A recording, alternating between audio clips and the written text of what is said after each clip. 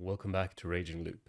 The last time we found out that we're in a dream and a monster is going to destroy the universe, or something like that. Something to that effect. And yeah, we're gonna probably stop it eventually. But for that, we first have to go back in time, go through another bunch of loops, and unlock a couple more keys. And we found the first sort of diversion point last time where we can now go. And it takes us all the way back to one of the first loops. So we're gonna go here. And yeah, but actually, let me just read what she said. Okay, we don't actually, I'm slightly worried I just skipped the, reasoning for what the question actually is, but, well, we're not being told. It's just we can go to this answer now. All of them. At that moment, my head was flooded with information.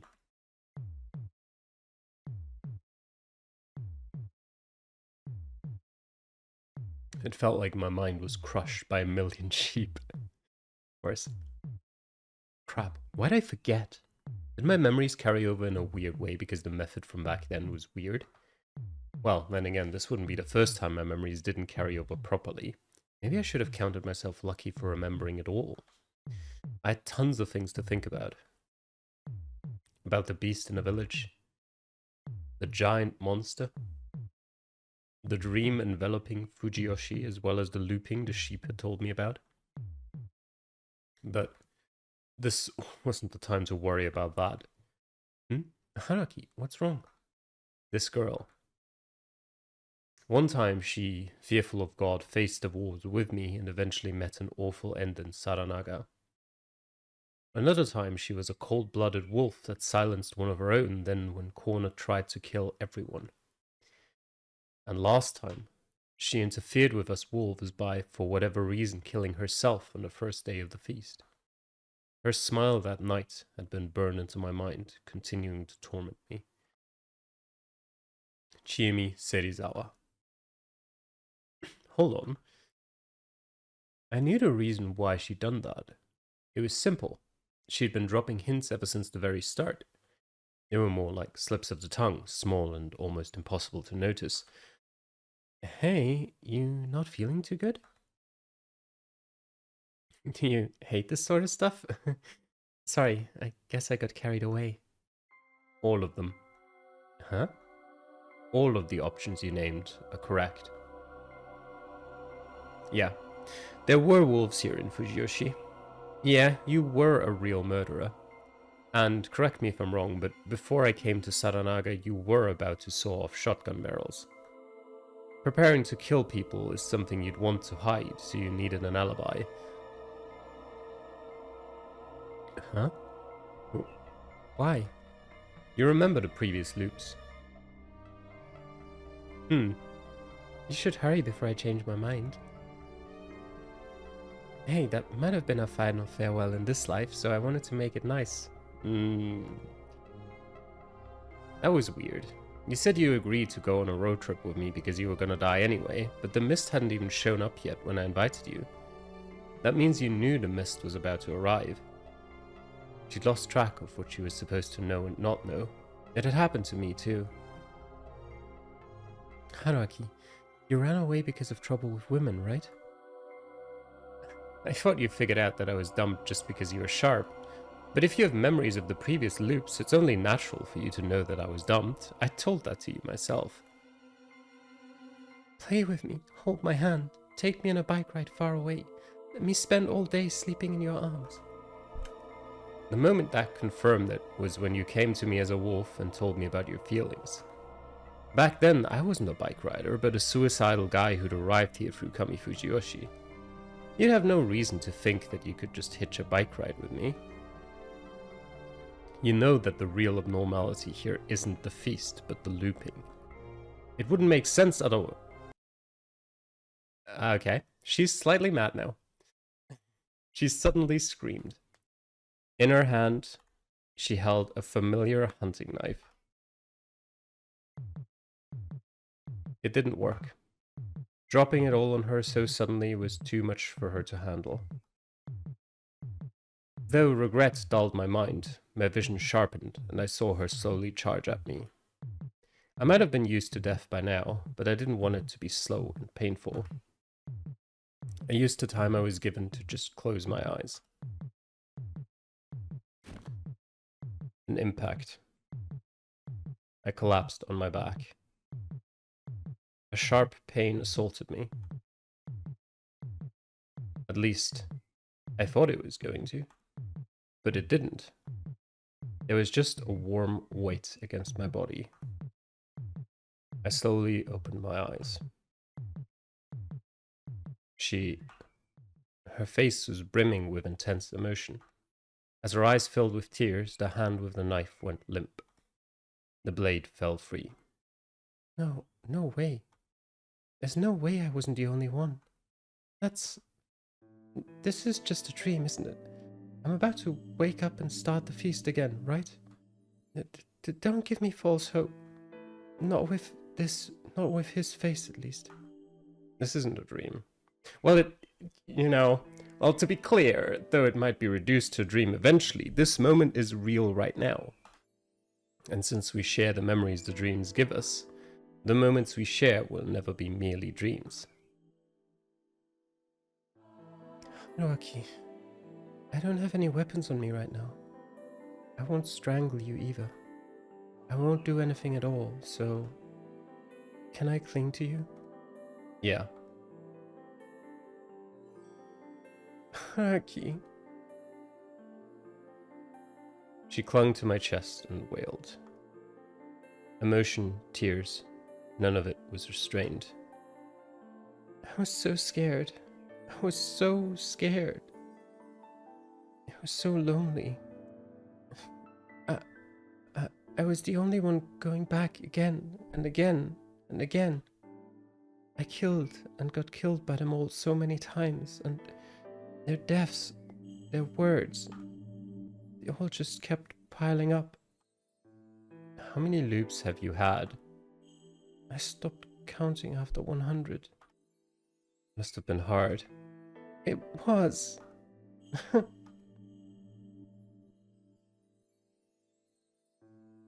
As I embraced her, crying with that end, I felt something myself as well.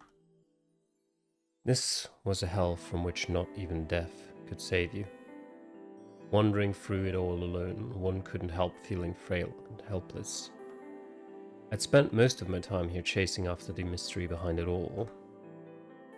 As long as I still had ideas to try, the mystery was both my greatest fear and fascination. But what if I ran out of ideas? What if I tried everything I could think of, only to discover there was no escape from this loop, and that I was a prisoner of it for eternity? My worst fear was a mystery without an answer. As one faced with that very possibility, I could really relate to her. The alcohol must have made her more emotional too. She was crying unceasingly, and as someone who cared about appearances, I had to hold back from getting emotional myself. It took her almost an hour to calm down. She began talking.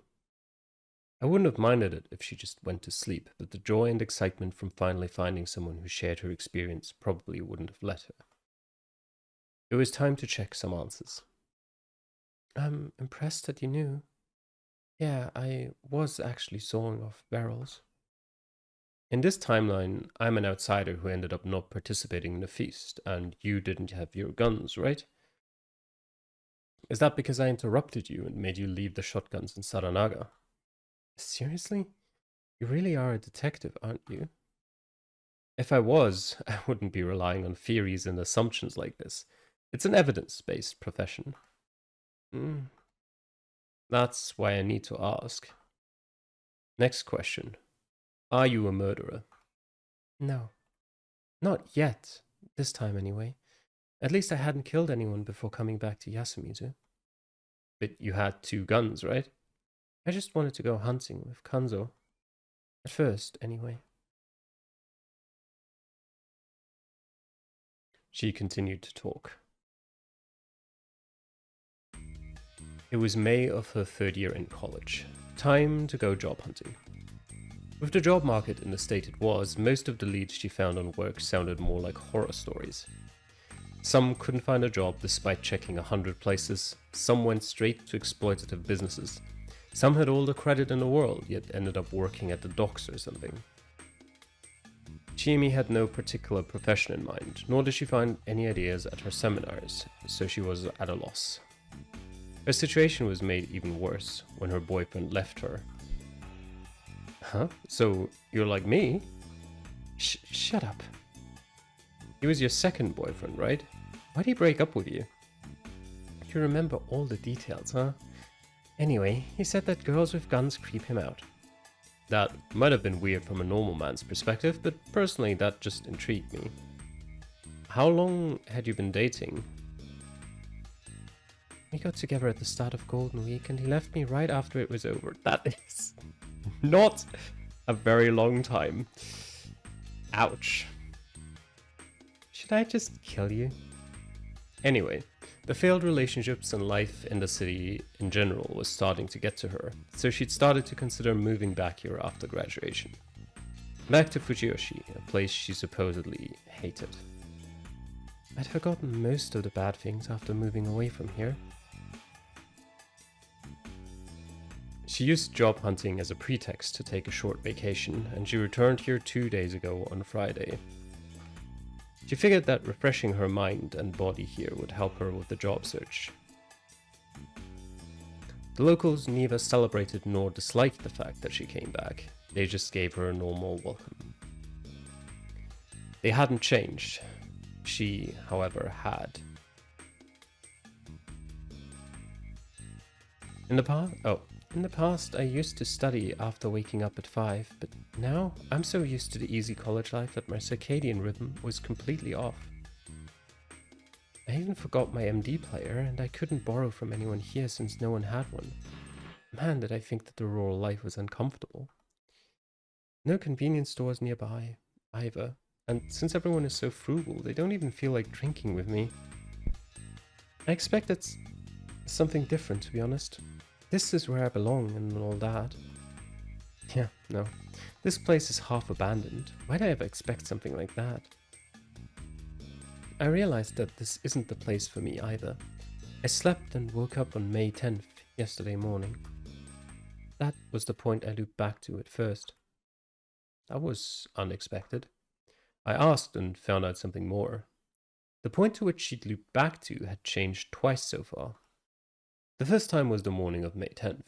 This return point stayed consistent for 57 times. Of course, it was just a normal day for me the first time. I spent 2 days doing nothing and then the mists came. I was hanged on the first day. They said something about me bringing corruption from the outside. Horrible, right? I can still remember the first time my breathing stopped. Then I looped back. At first, I thought it was all just a long nightmare. But then the mists came again. I looped back many times, and no matter what I said or did, I couldn't make it past the 4th day. I was really sad about it. I thought it showed just how worthless I was to them. Yeah, sorry, I know. It's not that simple. But by my 57th death, I just figured that was how it was. Not like it was a big deal to them. I was a wolf, after all. The wolves back then were Chiemi and Tai Yamawaki. With Chiemi being easy to suspect and Tai not handling herself well, they just couldn't win the feast. Still, they'd successfully brutalized a few people before both of them got hanged. In the end, Chiemi took the initiative and committed murders with her own 2 hands. It hadn't taken long for her to try and just kill everyone while breaking the rules. Her trial and error became a matter of just who I'd kill and how. After that, there was a change. Meiko wandered in. It happened a day after the first restart point. It was already 2 AM now, so that would be the morning of yesterday, May 11th. The boring, meaningless day suddenly became a big deal. The reason for that was the lost girl who'd wandered in from upstream Saranaga. Takumi had told me that it wasn't uncommon for Saranaga to bring corpses, but this was the first time it had brought a living human. Not just any living human, a lost girl of unknown origins. According to Shimi, if there was some trouble in Yasumizu, they couldn't just call someone to inform them about it. Instead, there was an unspoken agreement that they would just bring it up while chatting with the driver of the truck that brought food and supplies here once a week. They'd mentioned a lost girl, and since the driver was in touch with the Higuchis, the village heads would know about it too. If something was done about a problem they were told about, that was great. But if it wasn't, it meant that Kami Fujiyoshi didn't plan to get involved. They had tried to get help by phone once, but that got the truck drivers to just not bring the supplies for a week, which was pretty messed up. The next supply run would be Thursday, some time away, so they didn't know what to do with the girl. Kaya screeched about chasing her out, but in the end Rikago agreed to take her in. The problem was solved, for anyone but Chiyomi anyway. I mean, she just appeared out of nowhere on the 58th time. I wondered what that was all about. It was a change just big enough to make me wonder if there was hope in this nightmare. The feast soon started and the guardian assignments changed a lot. Takumi was the snake and revealed it on the first day. You probably know this timeline. Oh. So basically the timeline where I was alive but didn't participate was similar to the one where I just wasn't there at all. Still, she was human in the new timeline and that change gave her hope, so she started experimenting again. It didn't take long for her to despair again. Takumi died early and I either got hanged or killed by wolves early. One time Kaori went crazy and poisoned the food. The ones who died happened to be the wolves and we won. I left Yasumizu then, but the late night bus got engulfed in mist and I don't know what happened, but it probably crashed and I got sent back. The return point was now Sunday morning. The moment Meiko wanders in had become the new routine. I still didn't see a way out. The morning of May 11th. It was the restarting point that she went back to more often than any other. Overcome by despair, she started trying to challenge the feast's rules. She tried escaping the mist, surviving the corruption after killing more than one in a day, etc. After dozens of tries, she'd concluded there was no way to escape these laws. By that point, she'd killed each of the locals dozens of times. Whenever I saw their faces, I began thinking of their corpses and dying screams from this or that time. These memories began just popping up in my mind. It wasn't like it hurt or anything. I'd actually gotten too okay with it. I actually began to think that that might have been the true reality. That everyone had already died and become Yomibito. That the story I heard as a wolf was right. That's when I just started doing whatever and seeing what stuck. I even tried killing everyone before the feast began, even though I knew there was no way it could lead me to victory. And, well, it didn't. No matter how hard I tried, I was either hanged, killed, or got caught in the mist and died. At that point, I was already tired of dying. It hurt, of course, but more than that, it just became boring. The only way to beat the boredom now was to find new ways to kill people. The many impossible deaths happening on repeat had warped her heart and mind. So, yeah. I'm a real murderer now. That wasn't a thing to say with such a smile. Haruki, don't become... I finally realized what that meant. Don't become like me. That's what you wanted to say, right? Yeah. It was a well-placed warning indeed. Unfortunately, back then, I not only missed it, but went on to become the absolute worst murderer I could think of. Your arrival was the third change since Meiko came. The starting point moved about 12 hours too. The night of May 11th, the day before the feast, as well as the day I got lost on my bike ride and Chiyomi went out to prepare to kill. That was the newest starting point, and the one she and I actually shared. At first, I didn't expect much. You were just a funny guy who'd probably die like Mamiya and Hashimoto. But after you came, for some reason, more and more changes started happening. Mamiya survived for once. I became a wolf again. And, what? Nothing. Anyway, then Hashimoto survived and the roles changed again.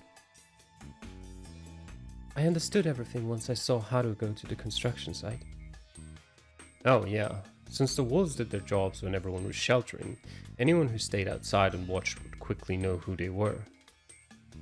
You were a human until then, but when you became a wolf I was worried that you'd go insane like I did. That's why I said that. I didn't really want to remember that. Once I'd become a wolf, I'd intended not to be bound by Yasumi's rules, but in the end I'd become an utter madman. And to make it worse, I ended up dancing on the palm of God's hand. Chimi's words might have become a subconscious break for the madness. Oops. Racing within me, accidentally touched space. That was why her face came to mind whenever I was partaking in something really messed up.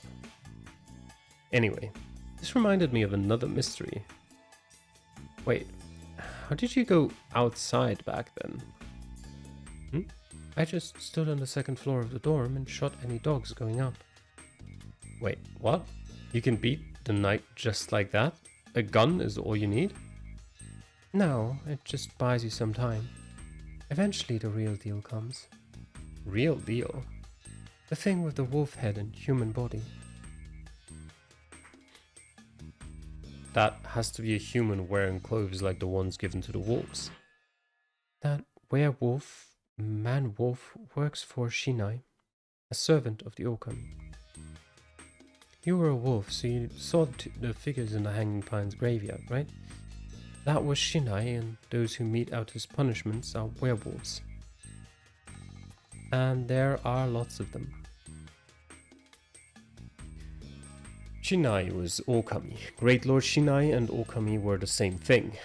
Mamiya said that too. Free creatures who came to you in a dream. Besides them, there were lots of monsters who carried out their will. God had implied that the dogs, the bringers of corruption, were the servants of the badger, Mujina. Using those werewolves as underlings might have been the power of Great Lord Shinai as Okami. So, even if you get rid of the bringers of corruption, you'll always die when faced with that thing? Chiyomi nodded. It didn't look like I could go anywhere from here, so I would just leave it at that. Back to what we were talking about. Why did you decide to wait for us outside? I thought I'd just end it. Huh? I was all alone in the feast, but there was this person who helped me out a lot. Me? Honestly, you just made it a bigger mess. Well, I died a lot of times thanks to you. Sorry. Oh, don't worry. I killed you tons of times too. Really? Then I guess we're even. You're quick to bounce back, aren't you? You weren't that upset, were you? I'd only care about it if you did. Anyway, who's the person? Rikaku. Rikaku Uematsu. She helped you? She's a Fujoshi person to the core. Fujiyoshi. But I'm sure she's the best person here. Sure, she's rampantly superstitious and super conservative, but also refined, devoted. And she treats outsiders, as well as outcasts like me, like equals. She isn't disgusted by us. The bedroom woman servant who took in anything, huh? If Fujiyoshi had a good old ex about it, it's probably her. She's like a huge pile of all things good about the past. You fell for her too, didn't you? No, not really. Liar. Well, I can see the appeal though. Anyway, she's an anomaly here in Fujiyoshi. Even in Kami Fujiyoshi? Yeah, the Uematsu are under decline and, well, it's a family with circumstances and everyone knows it. Oh. She is pretty, but also too weird for most to deal with. The Nosato blockhead is probably her only fan. She barely even gives him the time of day though. Chiyomi grinned cruelly. She was pretty hard on him, huh? I see. So, why are you indebted to her? For many things. She defended me during the feast, became my shield when someone went wild and tried to kill me, and took in the corruption, among other things. What do you mean? You remember how in this timeline the local old man and Mochi both die at the same time? And how she becomes a Yomobito the next day? Yeah, I do. You know something about it? The old man killed Mochi. I killed the old man. Huh? I'm not surprised that you killed him, but the old wolf guy killed Mochi? That pisses me off. I was pretty surprised too. When we split up and searched for them, I found Mochi already dead. The old man laughed and attacked me, so I reflexively, you know. I need time. So he was planning on getting away if he lost the vote, even if it meant killing someone. Yeah, Kanzo probably suspects that too, so in timelines where he's alive, he just hangs him by force. But that's weird. Killing more than one per day or trying to run away means death. Yeah, I know that better than anyone. How did he plan to avoid dying? Was he just not thinking about it? I think he was just too senile to think that far ahead. Is that possible? Honestly, I couldn't help but feel like he'd chosen to kill out of malice. I really had to find a way to get some information out of him. Wait, more importantly, how did you survive after sploshing the old guy? I told you, Ikako took in the corruption for me.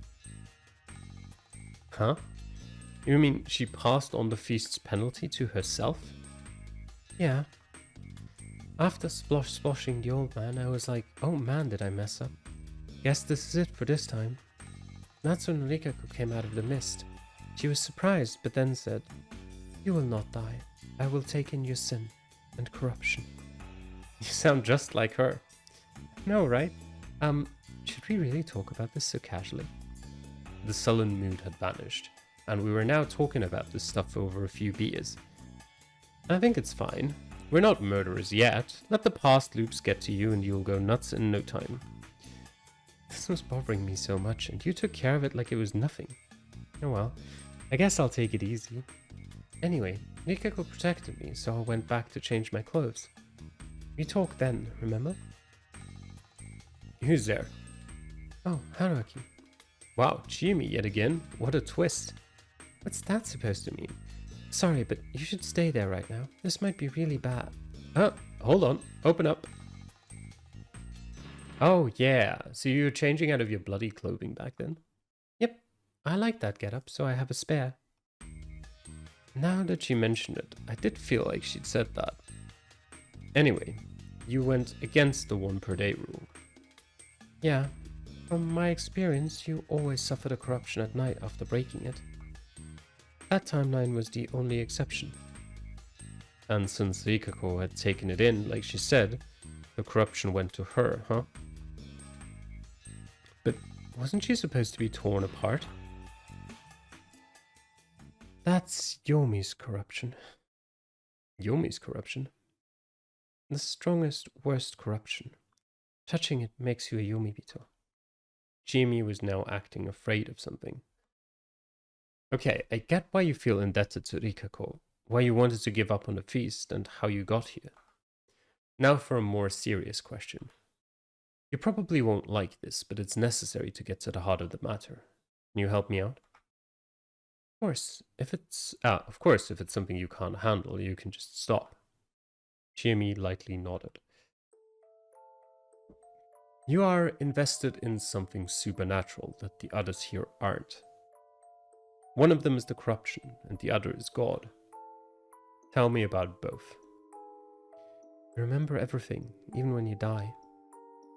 So, I don't wanna. You'll hate and be disgusted by me forever. I don't want that. You're the only one who can understand me. It's fine. I didn't feel much about you being a murderer, right? But it's fine. You promise you won't hate me? I promise. After a few seconds of hesitation, she finally gathered her resolve.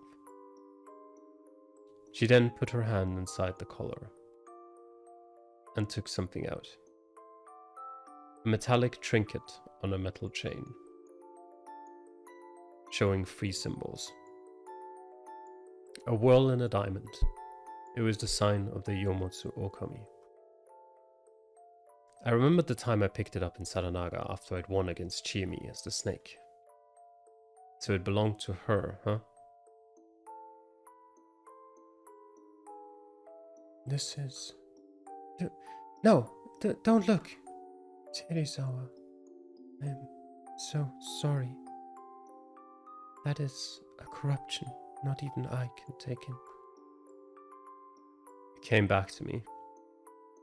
Rikako had discovered something pendant-like that Chiemi was wearing. After that, Chiemi went nuts and ran off into the mist.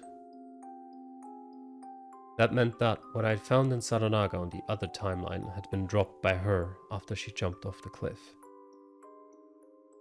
And I finally realized another thing. Here, the talisman with the sign of the Yomotsu Okami, Yomi itself, was the worst of omens, and actually wearing it couldn't have been a good thing. It could only represent the worst, most fearful, and maddening of things. This is something I've been wearing since I was little. You know what this means, right? A whirl and a claw.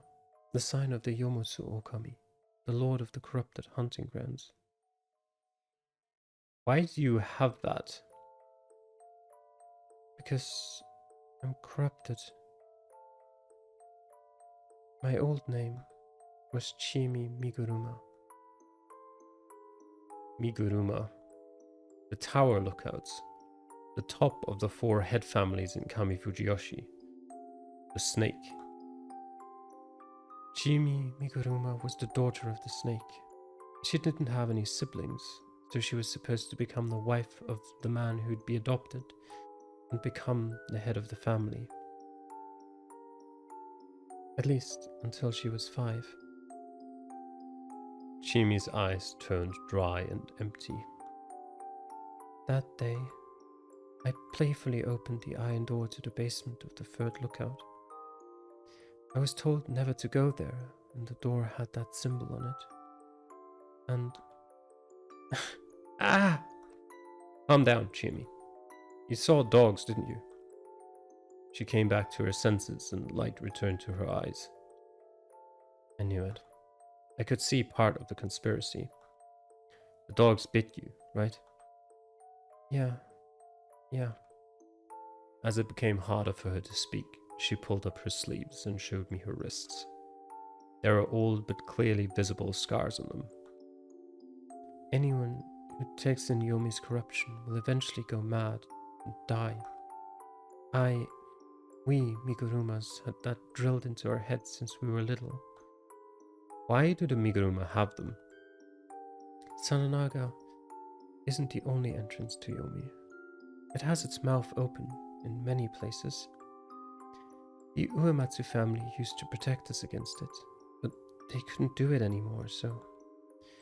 The Miguruma took it upon themselves? Chiemi nodded. The daughter who'd received Yomi's corruption wasn't suitable for the Miguruma. That's why, just like Mochi, I was disowned. Sorry. I've calmed down now. Don't force yourself. That's fine. I had my surname changed to that of a branch family and was sent to Yasumizu. Again, just like Mochi. Huh. So they changed surnames because of the disowning. Oribe was probably Kaori's maiden name, but yeah, I could see how they worked around this. No one seemed to know that you were a Miguruma, though. The Miguruma are a very secretive family. They hide any births and deaths in the family for about 10 years. You can't shut up gossip, can you? Miguruma can. The people who do the reports and everyone at the funeral home are Miguruma. I see, but why are they so secretive? I left when I was little, so I can't be sure. But they probably think that secrets have power. Secrets. Mysteries could mobilize people, huh? Intelligent management was extremely important when keeping a group in line. Especially for the Miguruma, who were doing something dangerous. This pendant is proof of the corruption. I'm corrupted, so I'm fated to become part of Yomi. But I was told that it would hold the corruption back and keep it under control until the time came. Yomatsu Okami were scary Yomibito, which I believe controlled other Yomibito. So I thought this would keep me, a corrupted Yomibito, from going wild. I was really scared of that happening. That was nothing more than her earnest beliefs. That was why I understood just how pure and profound her feelings were. She'd come to know immense despair at an extremely young age. So you went to Yasumizu, and then what? Well, I went nuts. I was young, but I knew that I was corrupted and sent to a corrupted place. Tai was my primary victim. She was the one in charge of the dining hall, and I always refused the food. Oh, so that was why they were still so distant. I entered elementary school as a Serizawa, and I was the only student from Yasumizu back then. It was pretty hard. I was bullied, and if I fought back, they'd team up and make me out to be the bad guy. It kind of worked out because the teacher knew what was going on. But then the teacher transferred to another school. My situation got really bad. Then Oribe and family moved in. Then Yasu, Haru, and Yoshi started going to school. I became the big sister character, so I had to do my best. And then, well, you know. You kicked the crap out of someone. I kicked the crap out of someone. Well, I got chewed out and punished pretty harshly, and might have made the situation even worse for Yasumizu. But all the bullying stopped, so I'm proud of what I did. I see. So that was why the children here adored her. She felt awkward around the adults. So, was it a conscious sense of duty that made you do it? I was mostly just pissed. I don't mind. It's cool. It was a pretty rough girl. But at the core of it all, there was the fear of corruption, right?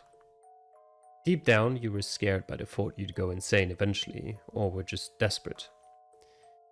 You know everything, don't you? Sorry, I didn't mean to seem like a know-it-all. That's fine. I'm glad to have someone who at least tries to understand me. Chiyomi giggled. She could laugh at it now, but probably only because she'd grown up and realized a few things. Did you look into a lot when you left for college? Like about the dogs and stuff? Well, yeah. Should you really still be afraid of them? I'm scared of God and its corruption. The science behind the disease doesn't change much. Yeah, then let's talk about that. In one of the timelines I was in, I met God. Huh? I'm pretty sure I know what kind of thing God is. But I feel like it's a bit different from the image of God you gave me. Chimi, can you see God, as in visually? Everyone has met God. Maybe they just can't see it. You think it's insane, right? The looping and God itself are already pretty insane, to be honest. I'm ready to accept anything at this point. How flexible. Are you an octopus? Why did everyone like comparing me to weird stuff so much? Yeah, I can see it. Is it different than the free you see when you get the blessing of the wolf? God is on everyone. Even little girls like Mako? It's not really clear on her. It seems big though, whatever it is.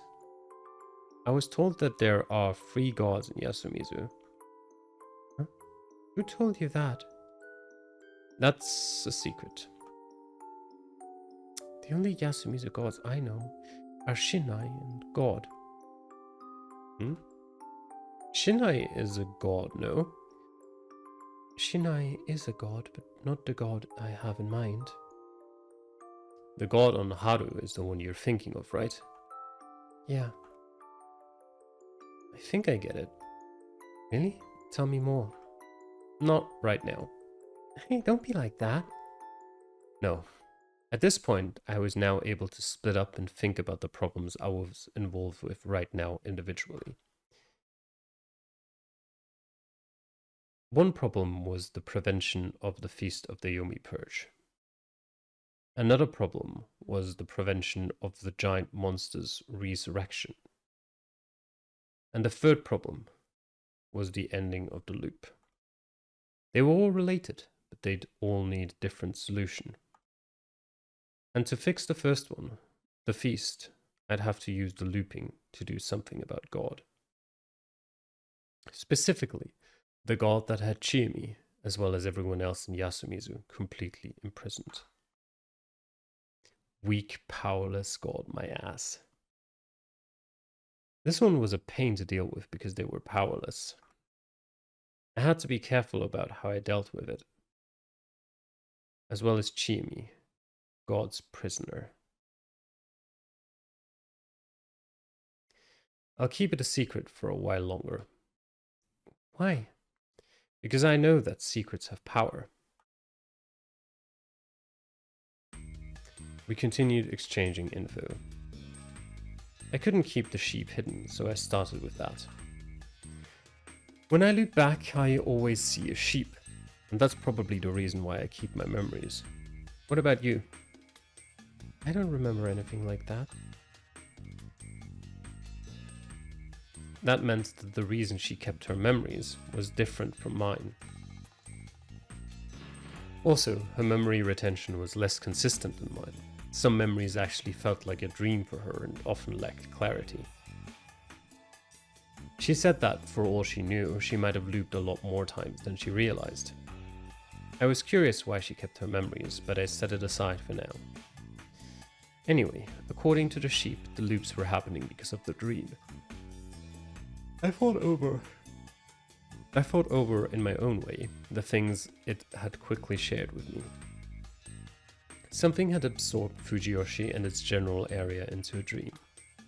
It was absurd, but I had to accept it. An area of some square kilometers had been detached from the real world, meaning that this was like a virtual reality. This space could be restarted, and it probably had a different flow of time. I'd spent a lot of loops here, but I'd bet not even a second had passed in reality. This dream could happen over and over without wasting any time. That gave the mastermind behind it countless chances to create the ending they wanted, and once that happened, the dream would stop being a dream. It would become prophetic, basically, or rather stop being reset as just a dream and turn everything that happened into a reality. That meant that I could be going about my business, still thinking that I could retry it all, when the master of the dream could just yank the rug out from under me and be like, nope. This was as if reality had an intrusive editor who told the author to run anything he didn't like into a dream. Man, was that messed up. According to the sheep and Chiyomi's info, the range of dreams had changed. At first, the dream just looped around, but when some outsider came in, it started going all weird and shit. You made a huge mess of things, and that right here's the result. The dream changed because of me? After that, there was a change. Mako wandered in. Your arrival was the third change since Mako came. The starting point moved about 12 hours. I had no idea how many loops the sheep had been through since starting, but it did mention that things didn't change much at the start. That meant that the result was the same no matter how much the dream repeated, far from the ending the dream's architect desired. That was when they brought in the first outsider, probably Chiyomi. The method was most likely moving the dream's start sometime further.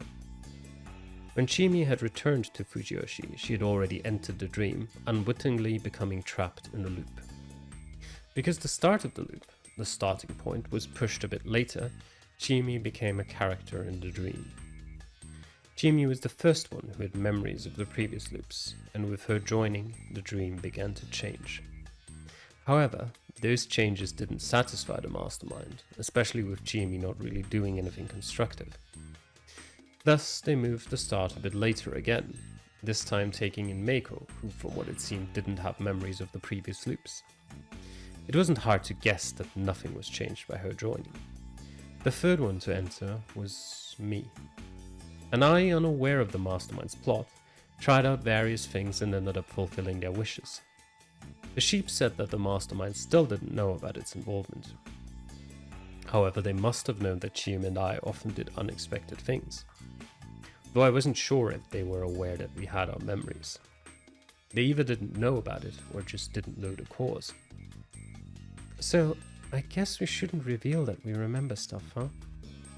Yeah, especially around the people of Yasumizu. Huh? What? You're saying that one of them is the mastermind?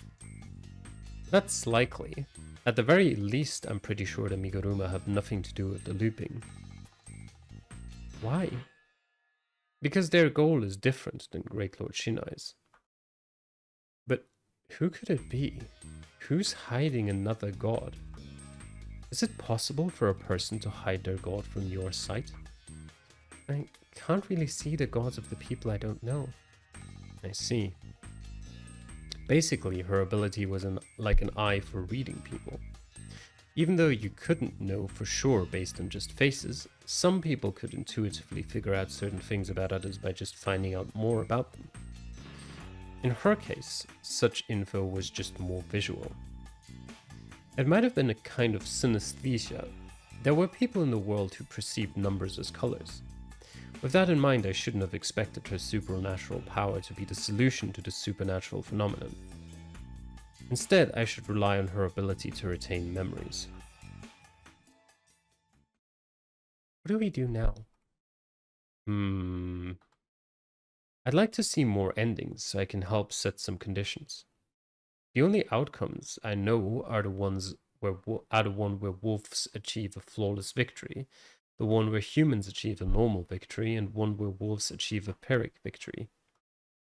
The Pyrrhic victory ended up summoning the monster, so that's no good, but I don't actually know the exact cause of the summoning. Was it related to the feast? Or did I step on some other landmine?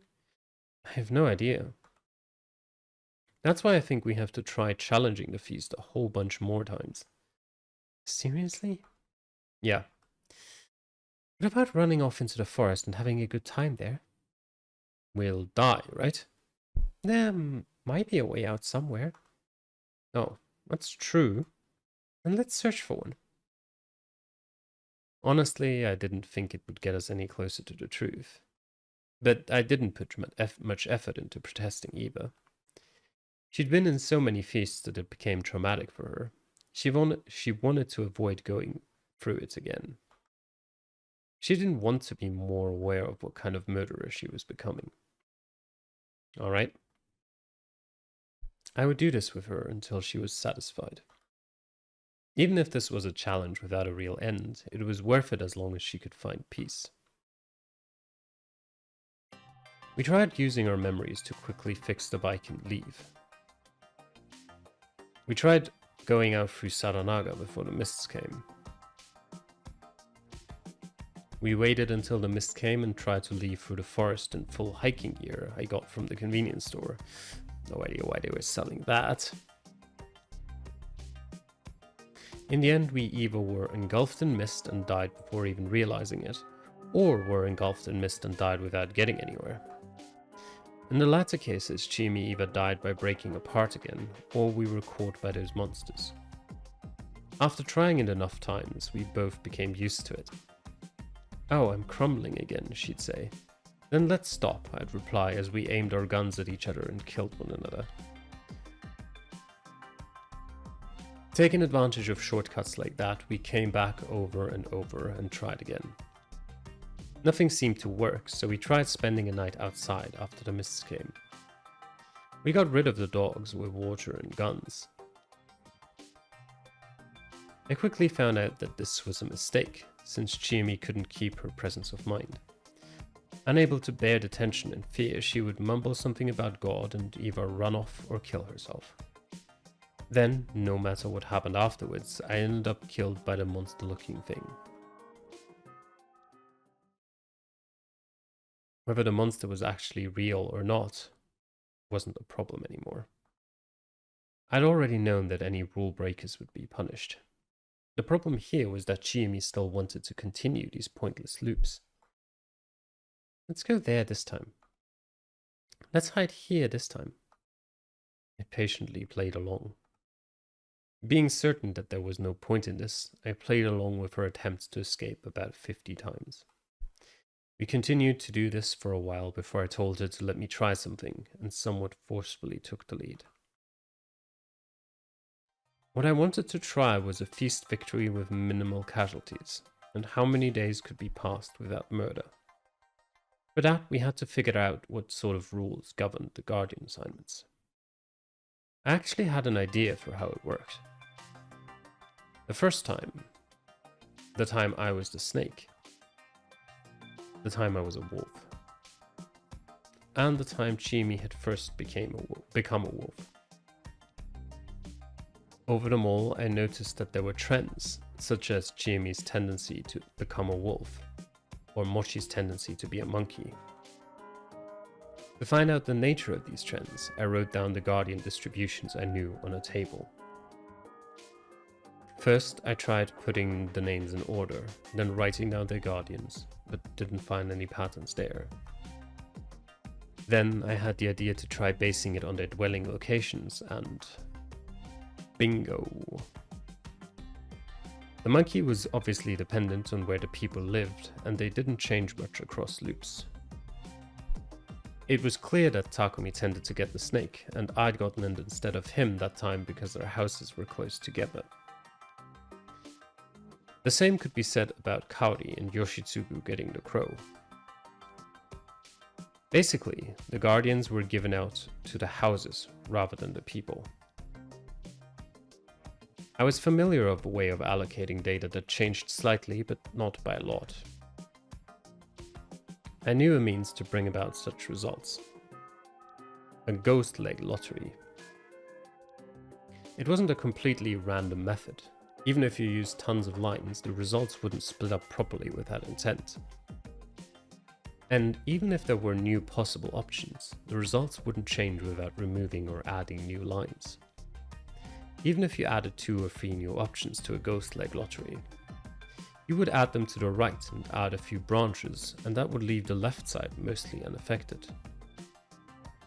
2 or 3 lines would just shift the result a bit to the side, but not much farther than that.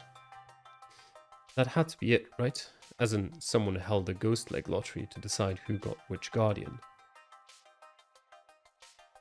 That theory in mind, I sought out a particular person. Hey, Mochi. Whoa, why do you know my nickname? Ignore that and just look at this. It's a popular puzzle. Can you write down a ghost leg lottery with these results? I want you to make it so that removing this line does this and adding a line here does this. What? I have no idea how to do that. Just whatever feels right to you. Oh. Like this? He actually met the conditions perfectly. How like him. Like hell a puzzle like this could be popular. His talent for getting the answer right without proof actually scared me. It was a talent that could turn society on its head, but that wasn't important at the moment. To see whether the ghost leg lottery was usable, I attacked the Nosoto mansion once. Specifically, I broke the windows the day before the mists came, and he was so scared that he just returned to Kamifujiyoshi next morning. My theory was that the lottery began with the settlement's upper region. That was why adding new people to the empty houses affected the Guardian assignments, while Kyonosuke continued to be human. Thus, without him, the rules would have to change drastically. With those conditions, I tried a case in which Mamiya and Hashimoto both died while I took Bigen Dude's place. I ended up being the snake while Chiemi was the badger. The wolves ended up being Yoshitsugu and Mochi. The ghost leg lottery was completely accurate. I also tried looking into how the distribution worked before Mako came, and apparently there was a human missing in the middle. That confirmed that the Guardians weren't handed out by a supernatural force, but through this ghost leg lottery. Using this, I could also create lots of patterns. By changing my residence, I could get whatever Guardian I wanted. A good one would allow me to get through it without any problem. At that moment, I excitedly told Chiemi that the feast was as good as ours. I'd never forget the dead eyes she looked at me with. So, when will it end? I finally realized that I'd made a huge oversight. Chiemi had passed her limit long ago.